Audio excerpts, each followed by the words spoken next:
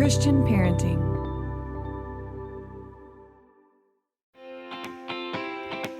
Welcome to the Called to Love podcast, where we discuss all things adoption and foster care and dive into the practical, the clinical, and most importantly, the biblical perspectives to help you and your family thrive.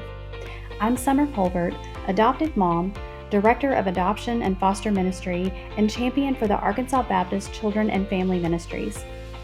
Adoption and foster care aren't just a process.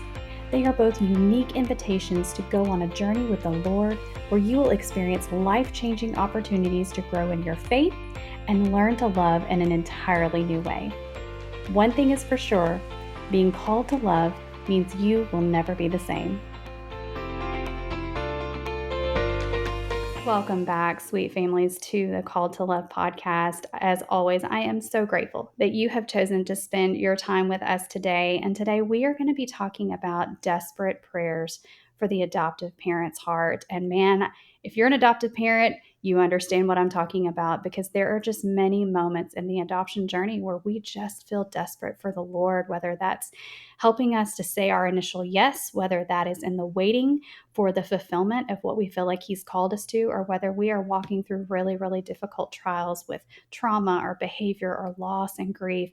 There's just a lot of desperation that comes with that adoption journey. And so here joining me for this conversation is author and fellow adoptive mom, Rachel Wojo. And we're going to be talking about her new book release, Desperate Prayers, Embracing the Power of Prayer in Life's Darkest Moments. I'm so excited for this conversation, you guys. Rachel, welcome. Thank you so much for being here. Well, thank you for having me. It is an honor for sure. I appreciate all that you are doing. Thank you so much. I feel like I already know you. I've followed your work for a while, not even realizing that adoption was a part of your story. So I cannot believe that I missed that. But I love the way that the Lord is using you through the written word. And so I just want to dive in first and let the listeners get to know you a little bit and share a little bit about your family and how adoption is a part of your story, Rachel. Yeah. So it's such an honor to be here. I'm really excited because this is a piece of our story that I don't get to share very often. We have so much that we have covered in the years that I've been in ministry and the years Matt and I have been married, that sometimes the adoption piece is overlooked. So it's really an honor to be able to share it in an intimate way.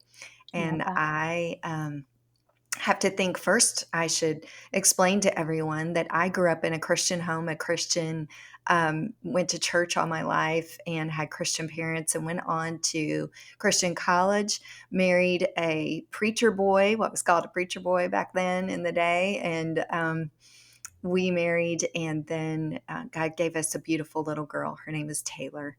And after 4 of the 5 years that we were married, I discovered that my husband had been having an affair, and I was unable to get that marriage rectified and back on the right path, and found myself a divorced mom, single mom of a special needs child, a place I never, ever dreamed that I would be. Yeah. And God miraculously worked in so many situations, but mostly one of the biggest blessings of my life was when He brought Matt, my husband now of 25 years, into my life. And he and I met at the Cincinnati Zoo one day. He was packing his little girl. Actually, she was 8 years old, so he wasn't packing her, but he was walking with his little girl, Tiffany, and I had my Taylor, who was 4 years old at the time, and she just fell in love with Matt at that time. And so we married and have 5 children together. So that's 6. We have 2 in heaven now. Fast forwarding all these years, our Taylor girl, special needs daughter, passed away January 2nd, 2019. She went to heaven. And we also had a baby that we lost in those years.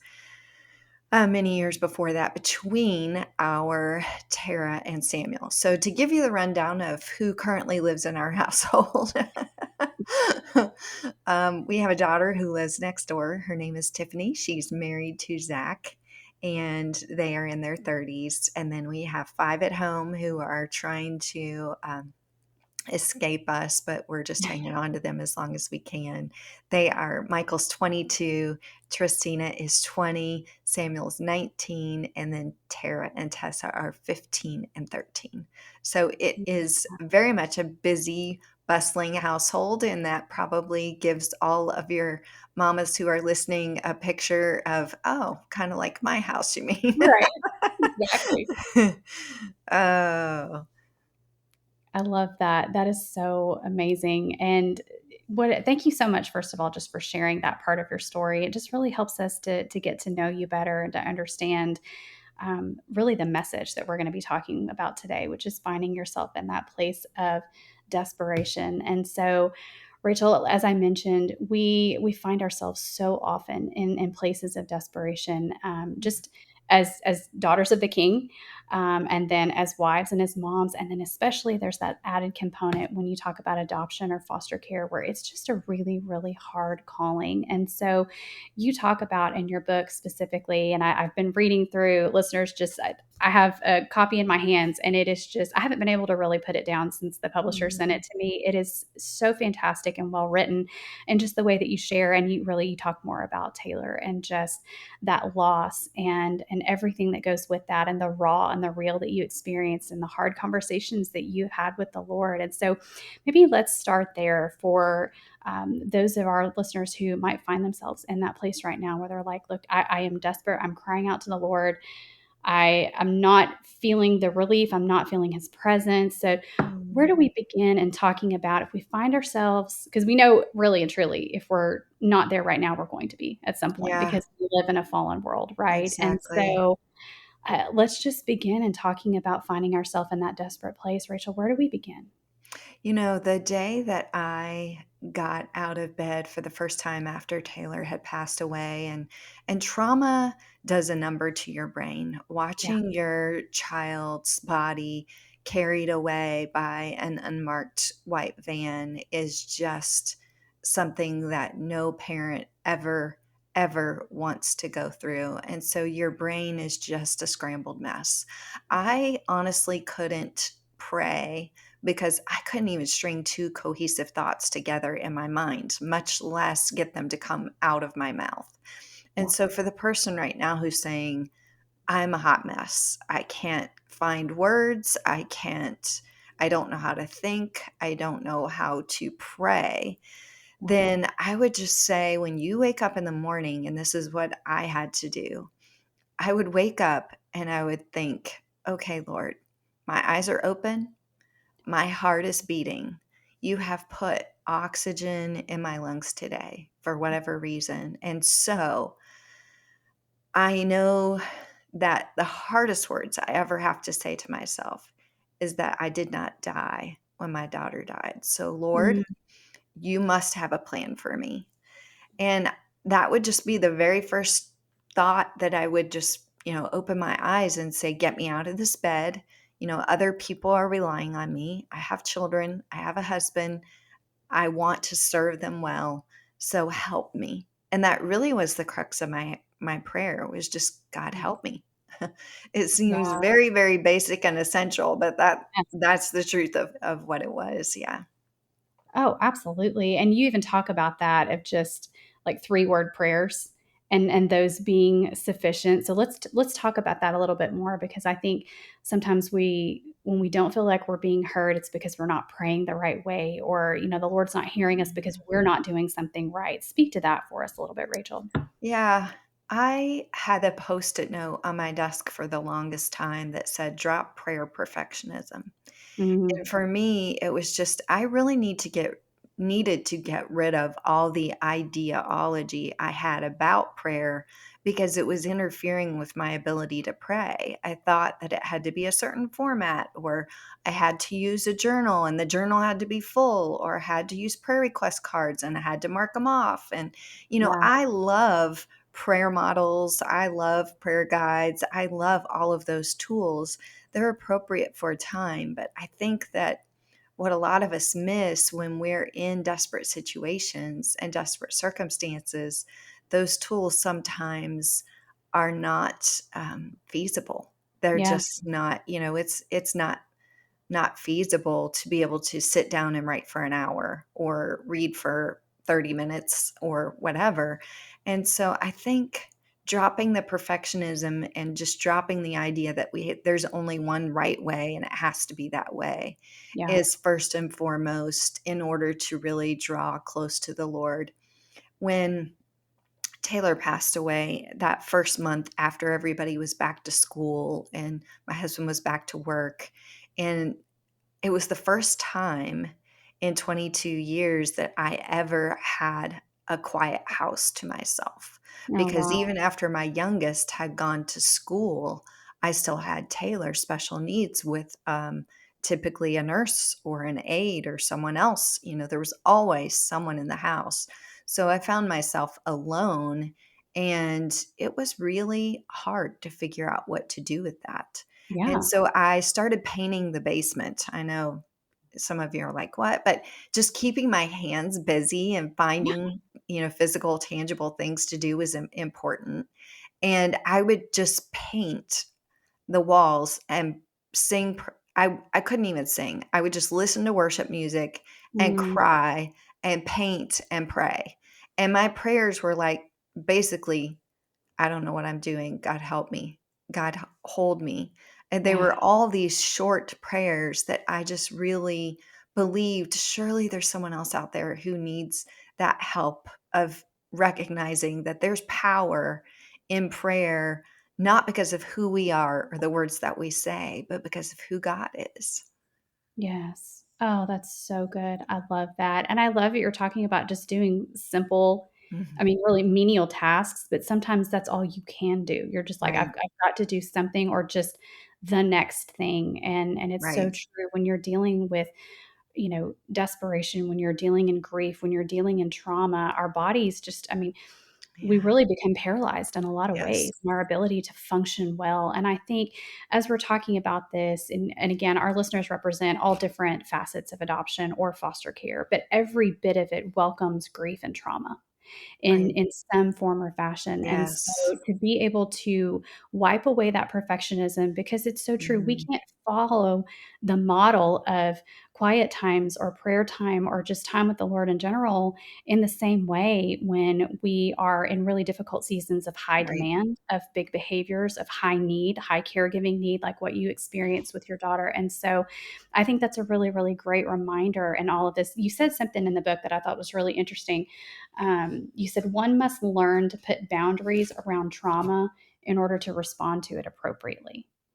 And so that struck me because a lot of times I feel like trauma just comes at us and we don't know what to do. And so it can really just kind of take us down and knock us for a loop and really disorient us. But to put boundaries around that trauma in order to respond to it. I think you were bragging on your husband in that chapter you were talking about. He was really, really good at that. And so can you talk about that for a moment for us of ways that we can, as we're laying down this perfectionism of prayer and how we interact with the Lord, we're seeking Him, we're giving Him the best that we're able to in a moment of desperation or in a season of desperation. What does it look like to put boundaries around trauma so that we can respond appropriately?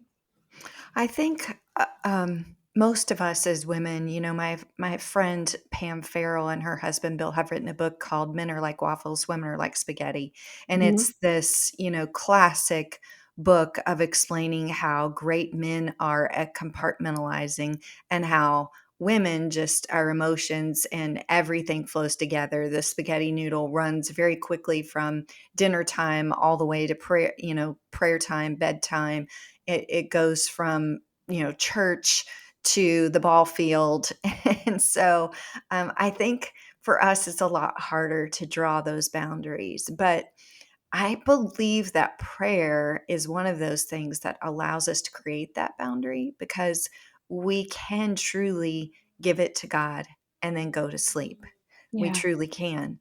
Um, I think that those boundaries have to be sometimes writing it down so that we can see it on paper and recognize that, okay, it's down on paper. This is what it really looks like. Because when it's floating around in our minds, it Mhm. can feel really disjointed and discombobulated. And And so we're trying to separate it out into categories.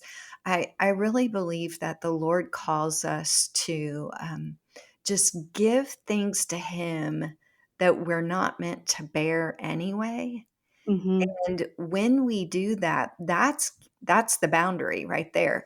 I think the scary part is the opposite side of that is that we put God in a box. And Yeah. so it's interesting how easily we can put God in a box and expect certain prayers to be answered certain ways, but we can't even categorize our own little issues and put boundaries around them so Mhm. that we can deal with them. I often say that I'm so glad God is in charge of the universe and I am not because I have enough trouble with my little corner of it. No kidding. Oh. That is so, so good. I love that, and I completely agree with that, and it's funny, not funny, but when we find ourselves in that place where we're just desperate, it's because we are wanting something that's uncomfortable or challenging to us personally to change, and so we're crying out to Him for some type of whether it's reprieve, resolve, an answer, something. It's really hard to get out of our own way and manage our own little corner like you're talking about, and really just fixate on what we think we want that resolve to look like or that answer to Mhm, look like. And mhm. so let's talk about that a little bit, Rachel, of just how to purpose to lay that expectation aside. And I mean, how do we pray when we're desperate? Are we asking God for specific things, or what are ways that we can release the expectations in prayer and just trust Him with whatever the outcome and the timing of when He's going to answer? Right. So even just that three-word prayer that we talked about earlier, God help me, that example. In 3 words, you're saying, God, you are God, and I am not. I mean, Yeah, by addressing him, that's the first thing you're saying. And then help, or whatever verb you fill in. So in each chapter in the book has 15 different short 3-word prayers, and you can fill in the blank with whatever that verb is. But it is the word help really is just saying, I'm not capable on my own. And so I've got to have you, Lord. I've got to have yeah, you. I don't know what else to do. And then the me is the surrender portion. And so if you are surrendering yourself each time you pray, you're acknowledging, God, you have the power, I don't. Then when you bundle all of that up and you just say, God, I I don't even always have the words. I don't even have 3 words. Sometimes the most effective word is prayer is just Jesus, just yeah, inviting him into whatever the situation is. I mean, I've had plenty of times where I haven't known how to deal with a child's behavior or have not known what the best decision to make for a terminally ill child. And yeah, I've just said, Jesus. And it was just a surrender. It was just an invitation to admit, God, you are God. I am not. I'm not even going to pretend to have a suggestion for what the answer is. And yeah, so then when you float that over into God's timing, we use that phrase so much in the Christian world, God's timing. yeah, And the truth is that God is time. He himself is time. He was in the beginning. He is the Alpha and Omega, the beginning and the end. So that's for right. him, there truly is no time as we think of it as human beings. And it's hard for us to wrap our heads around that, Yeah. because we think of everything in time and space. But I don't know. I guess I would throw it back to you a little bit and ask, what have you seen in regards to God's yeses, God's nos, and God's timing when you think about it? Yeah, he's working on me with that right now because I think I'm in a season of understanding that so many times that he didn't respond or he responded with a no that was actually a blessing.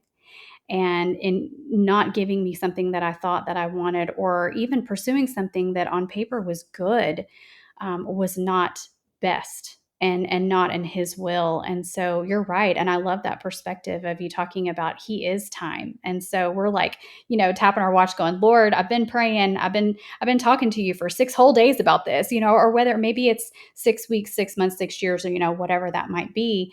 The point is our pursuit of his presence and Right, his right, guidance for us. And I think that's where he is really speaking to me in this season and has taught me through our listeners know this mhm, multiple failed processes. I'm like, Lord, why wouldn't you fulfill this? Why would you call me to something that you wouldn't fulfill? Well, in time and in his goodness, he allows me to see and understand things when he knows my heart and my mind are ready to receive yeah, them. And that's been a big thing for me in understanding, like, okay, yes, you went through these experiences for a reason, not for the fulfillment and the result that you would have expected, but he's known all along what right, that was gonna look like for me. And so it really was a shift in expectation, not of a result, but just of his presence. And that's right. been huge. Yes. Along that line, I think there are 2 things that I would say in response to that. One is that God wants to do so much more than give us the answers to our Yes, prayers. that's He right. wants to be the answer to our prayers. And then secondly, I think that, so many of us struggle with the idea of God's timing because we don't understand the concept that He is not orchestrating only our lives, but Mm, also the lives of everyone else in the entire world.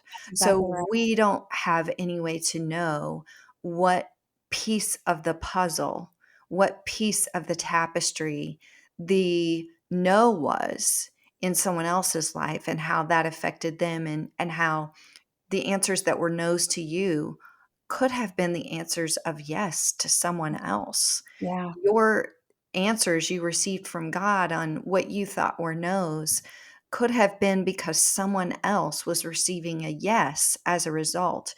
And so just understanding that the tapestry of our lives is not just our story, but all of history, all of it. right. And when we can zoom out a little bit and get that perspective of, okay, this is not just about my story, this is about God's story.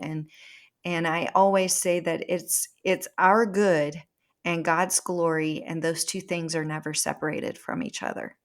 So when we Yeah, can understand that our good and God's glory are never separated in His ultimate plan and His way and His will, then it can be just, I feel like, revolutionary to our thinking yeah, because in the culture that we live in, we're all taught that it's me, me, me, my. right, And so, as adoptive parents, we're knowing that it's not about me and we're knowing it's not about my, but then we still have these rooted desires and expectations of what we want it to look like. And right. it's challenging to separate ourselves from that thinking and really really just devote ourselves to what the Holy Spirit has for us in Yeah. along the way. Hey, sweet friend, do you have questions about adoption and foster care? This podcast is meant to be a resource for you to help you in this calling, which can be full of so many unknowns. We want to answer your questions, which is why in the show notes you'll find Summer's email, which is summercolbert@gmail.com, where you can submit your questions to Summer and let us know if we can share your questions or story here on the podcast so other listeners can know that they aren't alone in their wondering and experiences. Again, that email is SOMERCOLBERT@gmail.com or use the link below. You are not alone in this journey, sweet friend. Now, let's get back to the conversation. That's so true. And I love that you share that. And there's this balance between understanding you say history, and people will say, well, it's his story. He's writing all of that, and we get to be a part of it. And, he carries us through that, through the hard and the broken parts of our story. And, I think about the adoptive parents, the foster parents who are listening right now, and their children are wayward. their trauma is such that they are really having a hard time experiencing the love that we are offering to them as their caregivers, as their chosen caregivers, as their parents. And that's a really difficult thing. And many parents who are walking that road find themselves desperately praying on a regular basis. And so having that perspective of it's not about us, it's, their success is not a reflection of our effective parenting. We are not their rescuers. We are not the ones who are meant to come in and heal everything. We're a part of that story, and God has chosen us to help contribute to that. But ultimately, it's His story that He's writing through them as well, and we're just a part of that. I feel like it's Mhm. very. It sounds really complex, and guys, I don't know. I geek out on conversations like this, so bear with me. But I love it because it really is freeing, because we do get in Yes. our heads so much and we're like, Mhm. okay, God's not listening to me, or God's mad at me, or God doesn't like my child, or I didn't hear from God properly because XYZ didn't happen or isn't happening. And that's not the case. Right. He is all throughout every single one of our stories so personally, regardless of how we interpret how it's going, right, Rachel? So I feel like Mm. it's very freeing for us in how we pray and how we experience that desperation. Would you agree with Yeah. that? Yeah. So, so true. I know that in my own situation, I think one of the things that people ask a lot after reading Desperate Prayers is, how did you know that God was speaking to you? Yes. Because there are several times throughout the book where I talk about how I learned to hear God's voice, Yeah. and it was a journey and a process. And God speaks through His Word, His Spirit, and His people. And I think most of us want one of those more than the other. And so when we say we want to hear God, most of us are like, like hit me with lightning over the head and blow it into my ear so that I know for sure it was you. Yeah. And the way that we begin to hear God speak is actually first through reading His Word, because His Spirit speaks through His Word. It's unlike any other book that we read. And Mm. so when we're absorbing that, it allows us then to open ourselves up to being hearing Him through other people. Or, you've gone to a Sunday message and your pastor's gotten up to speak, and at the end you were like, that was just for me. I know that was just for me. And everybody else is saying the same thing because the Spirit was prevalent and speaking through the pastor, That's and right. each person heard what they needed to hear, and how God uses that. But I think that happens more often than we actually are aware of. Mm, And the problem is not that we can't hear God. It's actually that we're not even trying to listen. that's And good. so if we can just flip ourselves, we want to hear God, but we only want to hear Him say what we want Him to say. And so if we can shift our heart and really just, that is the crux of what I learned with having a special needs child who was terminally ill and suffering day by day, is Yeah. that you really have to decide whether or not you believe God is who He says He is. Right. And I hope that's helpful to someone who's trying to hold on to an answer that they're longing to hear, Mm, and just recognizing that He's working in a million ways. And even though you may not be getting that specific answer, when you lean in and get so close to Him, He starts to speak to you and reveal things to you. You see things that you wouldn't otherwise see. that's right. I say often that one of my biggest fears was, after taking care of a neurologically degeneratively ill child for 22 years, I was afraid that I would forget how much I needed God, Mm. because I Taylor kept me tethered to Jesus. And so I thought, when she dies, I'm going to forget how much I need the Lord. Oh, And wow. I'm so thankful that the journey was deep enough that I have not forgotten that. And that Yeah. when I do maybe start to try to operate in my own way, the Lord quickly reminds me. He's so generous to remind me of how much I need him. So I Mm. hope the person listening today can just say, you know what? If she started to see good in the really hard spaces, then I probably can too, because Yes. God is with me. His presence is there. That's beautiful. I love that. And that is the heart. I think that's where the Lord wants us to land. And he uses a million different circumstances and personalized circumstances. And he's so good to be patient with us until we reach that understanding. And so I love that you share that, Rachel. And it speaks to anywhere that we find ourselves in the adoption or foster journey. That speaks to us right there. So that's so encouraging.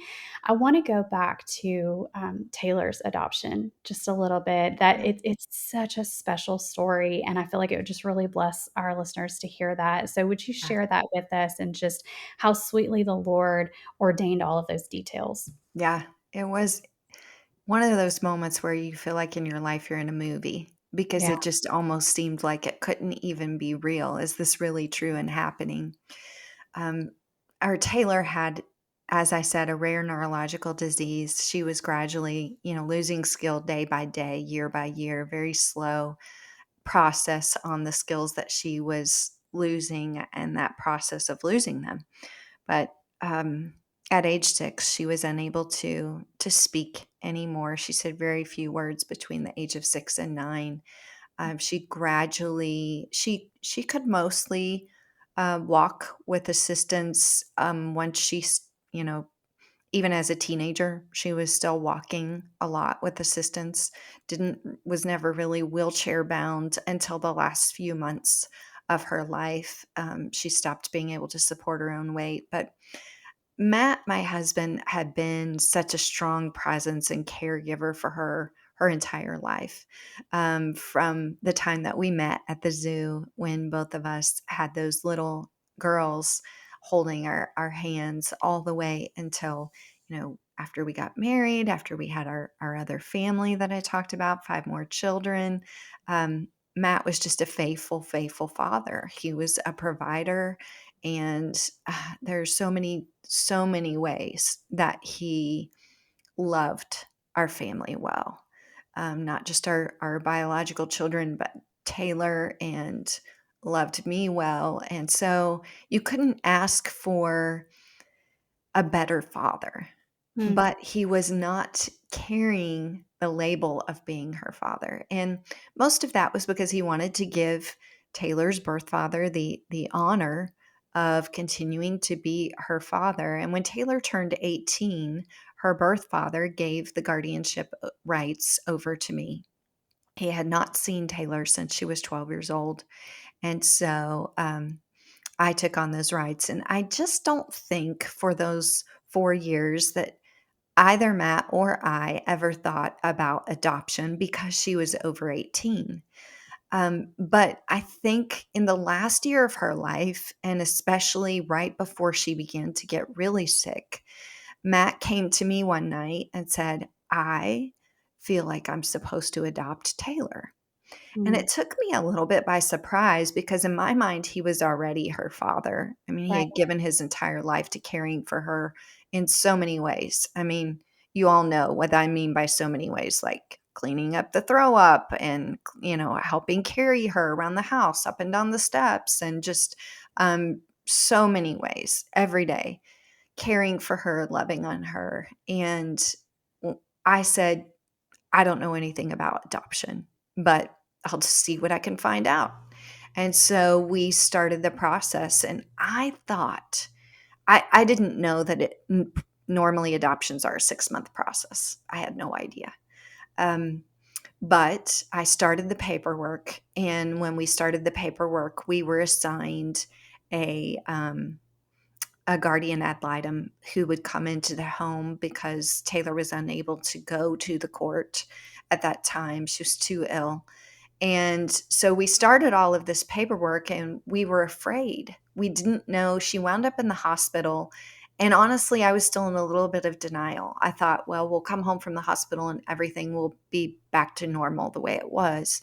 I didn't realize that she was as sick as what she was, and that she would go to heaven within like 21 days after that. Mm. But while we were in that process, um, the guardian ad litem was finally assigned. It took about 3 weeks from the time that we filed the paperwork.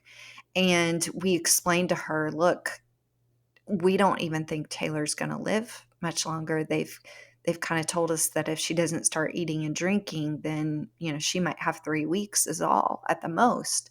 And so we decided, the guardian ad litem said, well, I'm willing to come and fill everything out immediately.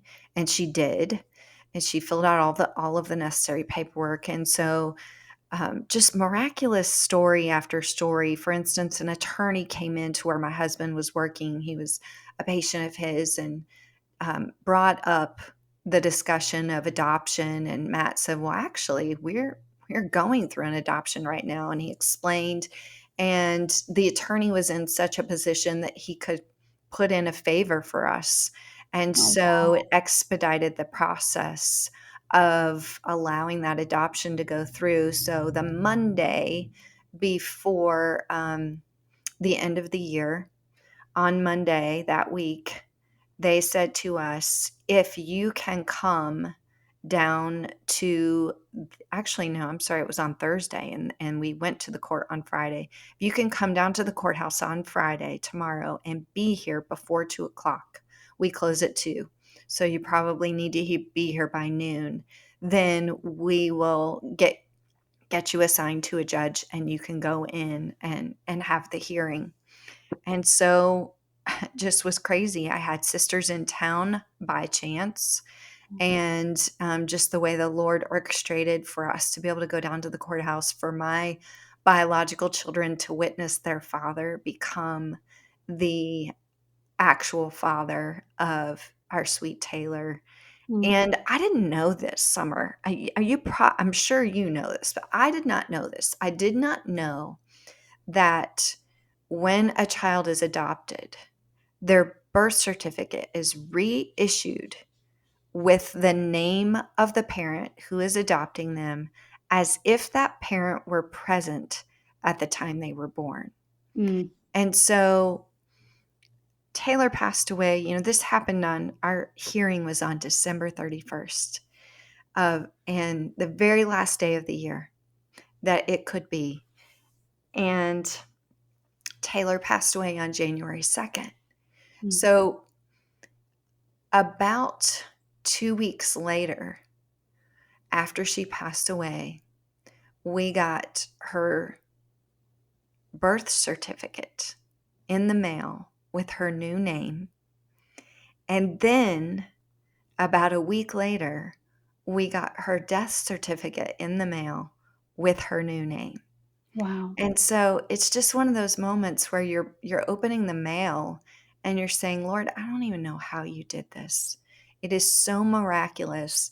And I realized later that part of what was bothering Matt, I think, was that he knew the time was coming when he would be driving by a cemetery, seeing Taylor's stone by her grave. And Yeah. he really wanted his name to be on that stone because he felt like she was his. Yeah. And God gave him that privilege. God gave him that honor. And I'm still astounded by all of the details and how quickly they worked out. I haven't told that story a lot, and so I probably didn't do as good of a job of it as maybe as what I did in the book, hopefully. But That's but I beautiful. just, God is so amazing in how He allows us to have.